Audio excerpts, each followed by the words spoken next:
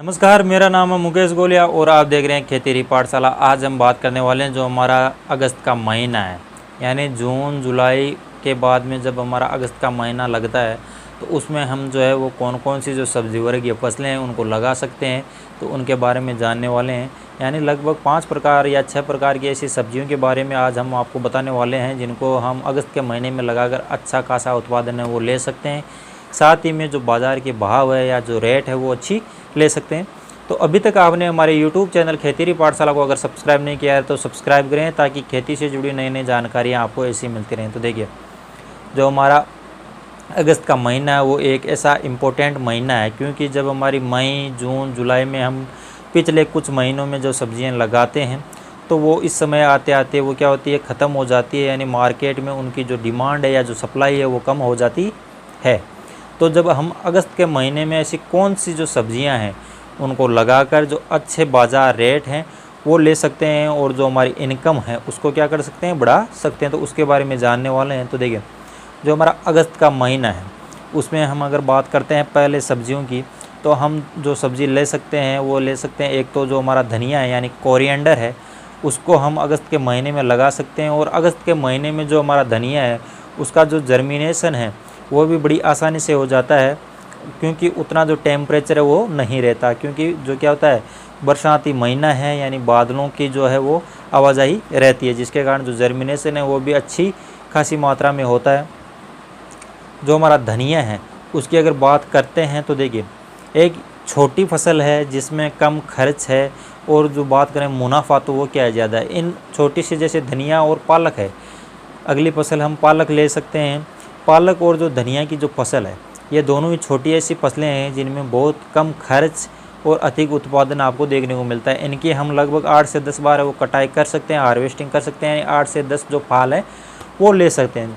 अब बात करें कि इनकी उतनी अच्छी रेट, यानी अगर 10 से 15 या 20 रुपए किलो के हिसाब से आपको बाज़ार में इनकी रेट देखने को मिलेगी, लेकिन इनका जो माल है, जिनका उत्पादन है वो ज़्यादा निकलने के कारण क्या होता है, यह लगभग सभी प्रकार की जो सब्जियाँ हैं उनको फेल कर देते हैं। तो हम धनिया और जो पालक यानी जो स्पिंच और जो कोरिएंडर है उसको लगा सकते हैं। फिर अगर अगली सब्जियों की बात करते हैं तो आप वो है रेडिश लगा सकते हैं, यानी जो मूली की फसल है वो ले सकते हैं।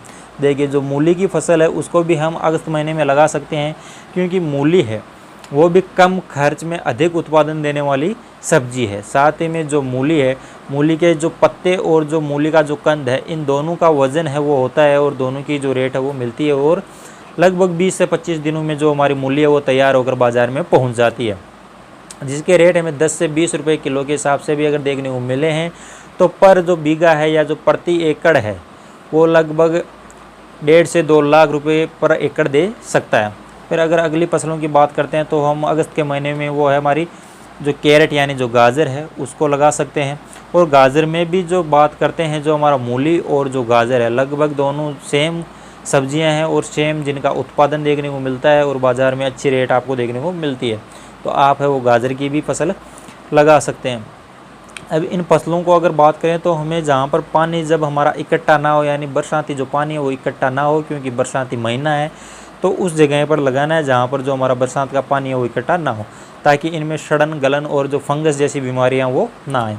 फिर अगर अगली फसल की बात करें जो अच्छी खासी रेट है, यानी बाज़ार के रेट रहने पर जो हमारा पर बीघा है या जो पर एकड़ है बहुत ज़्यादा मात्रा में क्या होता है, पैसे छोड़ देता है, तो वो है गोभी की फसल। यानी जो हमारी कैलीफ्लावर यानी और जो केबेज यानी फूल गोभी और जो पत्ता गोभी की जो फसल है उसको लगा सकते हैं, जिसकी हमें नर्सरी लगाकर फिर लगा सकते हैं, या हमने जुलाई महीने में जो नर्सरी लगाई है वो अगस्त महीने में लगा सकते हैं, या अगस्त महीने में जो इनकी नर्सरी लगाकर हम जो है सितंबर महीने में भी इनको लगा सकते हैं। फिर अगर अगली फसल की बात करें जो किसान भाइयों को मालामाल कर सकती है वो है हमारी टमाटर की फसल। अगर इस बार बात करें कि इस समय जो टमाटर की रेट है वो लगभग 150 से 120 से 140-50 रुपए के लगभग देखने को मिल रहे हैं, जो बहुत ज़्यादा मात्रा में है। यानी किसानों को क्या कर सकती है, करोड़पति भी बना सकती है। तो हम टमाटर की नर्सरी लगा सकते हैं, या पीछे जो हमारी नर्सरी लगाई हुई है उसको हम जो हमारा अगस्त का महीना है उसमें लगा सकते हैं। फिर अगर अगली बात करते हैं तो जो हमारी प्याज है, प्याज की नर्सरी लगाकर प्याज को भी लगा सकते हैं। देखिए, क्योंकि प्याज की जब जो हमारी कानी या जो बरसाती प्याज का जो बीज आता है उसको आप लगा सकते हैं। और जो सितंबर महीना है, या फिर बात करें जब अगर नर्सरी हम अगस्त महीने में लगाते हैं तो आप उसको सितंबर महीने में लगा सकते हैं। या अगर आपने नर्सरी या जो हमारी कानी है वो लगा रखी है, कानी अगर आपने सेव कर रखी है यानी इकट्ठा कर रखी है, तो उसको आप है वो अगस्त महीने में अभी लगा सकते हैं। तो इस प्रकार यानी ये लगभग 5 से 6 प्रकार की जो सब्जियां हैं इनको आप अगस्त महीने में लगाकर अच्छा खासा उत्पादन है वो ले सकते हैं। तो हमारी जानकारी आपको दी हुई कैसी लगी, साथ ही में अगर किस बारे में अगर आपको कोई भी जानकारी अच्छी लगी तो कमेंट करें।